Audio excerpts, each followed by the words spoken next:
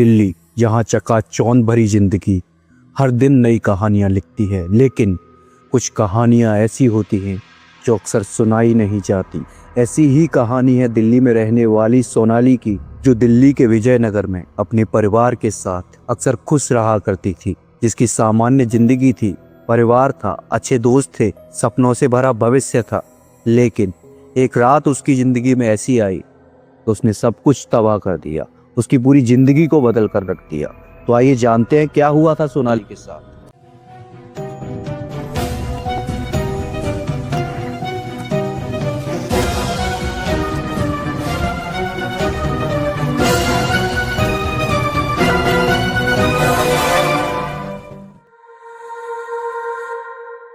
मेरा नाम सोनाली है।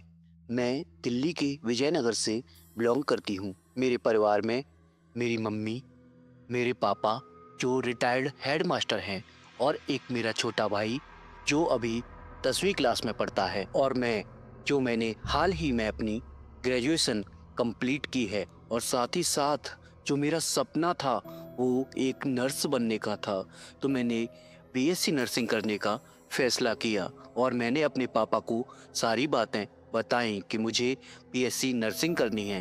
देन आफ्टर सम टाइम पापा भी एग्री हो गए कि चलो हम तुम्हारा एडमिशन किसी नर्सिंग कॉलेज में करा देंगे। और मेरे पास में ही एक नर्सिंग कॉलेज था जिसमें मेरा एडमिशन करा दिया। बट मुझे अपने घर पर नहीं रहना था, मुझे हॉस्टल में रहकर ही पढ़ाई करनी थी, ऐसा मेरे पापा का कहना था। तो एक दिन मैं अपने कॉलेज के लिए बस पकड़कर निकल गई। मेरे कॉलेज की दूरी मेरे घर से तकरीबन 50 किलोमीटर दूर था। मुझे मेरे कॉलेज का और वहाँ के एरिया का माहौल काफ़ी पसंद आया, क्योंकि वो जो जगह थी वो काफ़ी सुंदर थी, वहाँ का वातावरण था वो भी काफ़ी अच्छा था।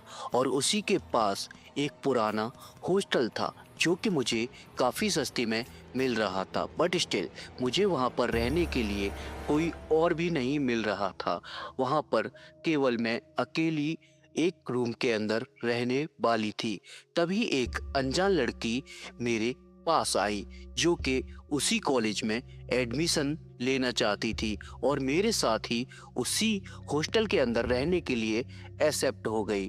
फिर हम दोनों ने तय किया कि हम एक ही रूम लेंगे और एक साथ ही रहना शुरू कर देंगे। और मैंने उस हॉस्टल को ज्वाइन कर लिया। जो हॉस्टल था वो काफ़ी पुराना था और काफ़ी अजीब सा था, लेकिन मुझे उसमें रहने में कोई दिक्कत नहीं थी।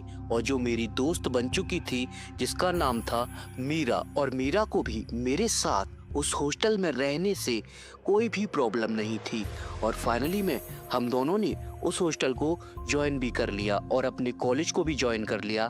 और हम काफ़ी खुश थे दोनों और हमको काफ़ी अच्छा लग रहा था। हम हॉस्टल से कॉलेज आते और कॉलेज से अपने हॉस्टल आते, इसी तरह से हमारी ये एजुकेशनल लाइफ काफ़ी अच्छी चल रही थी। बट इसके साथ साथ हमें नहीं पता था कि इस हॉस्टल के अंदर हमारे साथ आखिर क्या होने वाला है।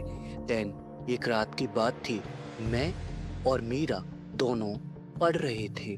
पढ़ते पढ़ते मीरा को लगा कि बाहर से किसी के रोने की आवाज आ रही है और मीरा बाहर जाकर देखने गई। हालांकि मीरा ने मुझसे भी कहा था कि देखें, बट मैं पढ़ाई में ज़्यादा व्यस्त थी। तो मैंने मीरा को बोला कि आप जाकर देख लो, शायद से कोई दूसरे रूम की लड़की हो जो रो रही हो।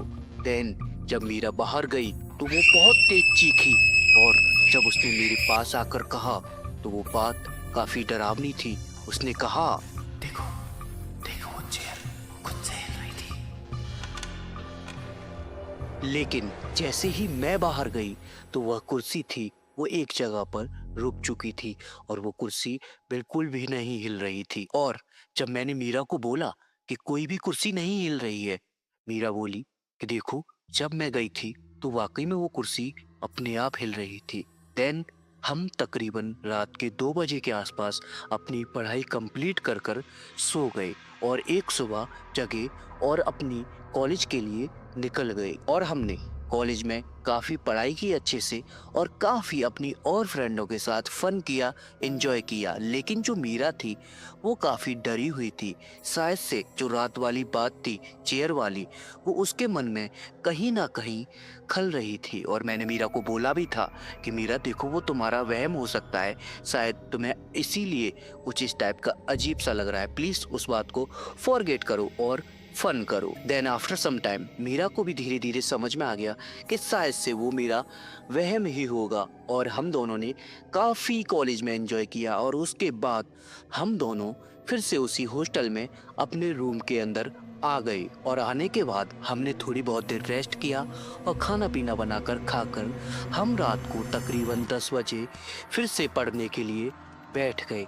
और पढ़ते पढ़ते इस बार यह बात मुझे महसूस हुई कि कोई हमारे रूम के बाहर रो रहा है। जैसे जो रोने की आवाज़ थी वो किसी गर्ल के रोने की आवाज़ थी। इस बार मैंने मीरा को डिस्टर्ब नहीं किया और मैंने खुद जाकर बाहर देखा। जब मैंने बाहर जाकर देखा तो वहाँ पर कोई भी नहीं था और इस बात को मैं इग्नोर कर कर अंदर आ गई। और अपने रूम के अंदर आने के बाद मैंने कोई भी बात मीरा को नहीं बताई, क्योंकि वो पहले से ही डिस्टर्ब थी और भी ज़्यादा मैं उसको डिस्टर्ब नहीं करना चाहती थी। और हमने पढ़ाई को तकरीबन रात के 12 बजे तक कंप्लीट किया और पढ़ाई कंप्लीट करने के बाद हम लोग सो गए।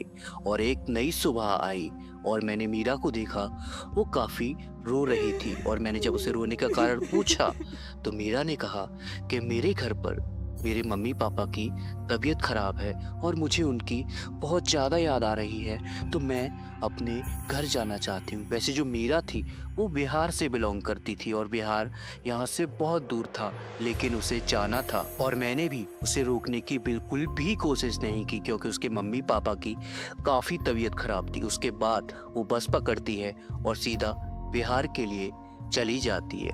उस दिन मैं काफ़ी अकेली थी और मुझे बहुत अकेलापन महसूस हो रहा था और मैं काफ़ी मायूस भी थी। तो मैंने कॉलेज ना जाने का फैसला किया और मैं उस दिन अपने रूम पर ही रुकी और मैं पूरा दिन सोती रही। मुझे काफ़ी आलस आया अकेले में और पूरा दिन सोई और स्टिल मेरी रात के तकरीबन 9 बजे के आसपास आँख खुली, क्योंकि जिस टाइम पर मेरी आँख खुली थी मौसम काफ़ी गड़बड़ा रहा था।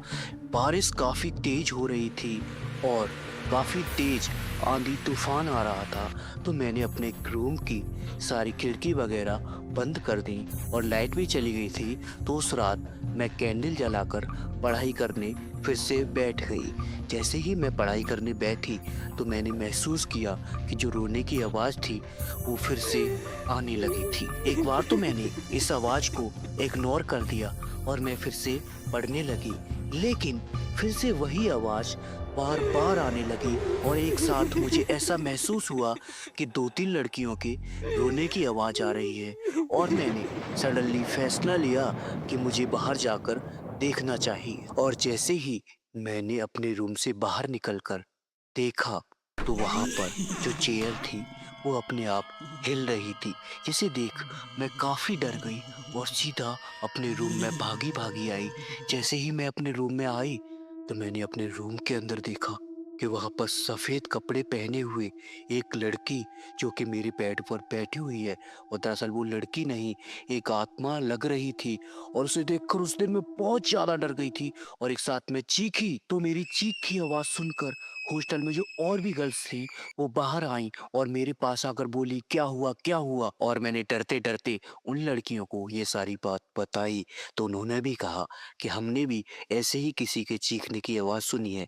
और मैंने उसी दिन उस हॉस्टल को हमेशा के लिए छोड़ दिया और मैंने एक नया रूम, नया घर ले लिया। और मैंने मीरा को भी कॉल कर कर बोल दिया कि जब आप गांव से आओ तो उस हॉस्टल की तरफ बिल्कुल भी नहीं जाना। और हम दोनों नए रूम में अच्छे से रहे और हमने अच्छे से पढ़ाई भी की।